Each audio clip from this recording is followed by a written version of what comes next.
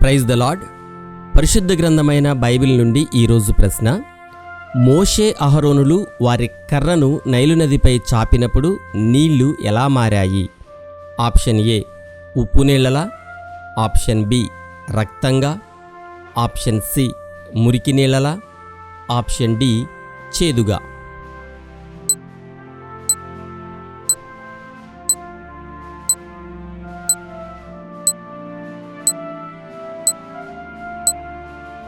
సరి అయిన జవాబు రక్తంగా.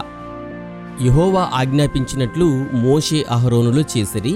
అతడు ఫరో ఎదుటను అతని సేవకుల ఎదుటను తన కర్రను పైకెత్తి ఏటి నీళ్లను కొట్టగా ఏటి నీళ్లనియు రక్తముగా మార్చబడెను. ఏటిలోని చేపలు చచ్చెను, ఏరు కంపు కొట్టెను. ఐగుప్తీయులు ఏటి నీళ్లు త్రాగలేకపోయిరి. ఐగుప్తు దేశమందంతటా రక్తము ఉండెను. ఇది నిర్గమకాండము 7వ అధ్యాయము 20-21 వచనములలో వ్రాయబడి ఉన్నది. ఆయన దృష్టి నరుల మార్గముల మీద నుంచబడి ఉన్నది. ఆయన వారి నడకలన్నీయు కనిపెట్టి చూచుచున్నాడు. యోబు గ్రంథము 34వ అధ్యాయము 21వ వచనం. Have a nice day.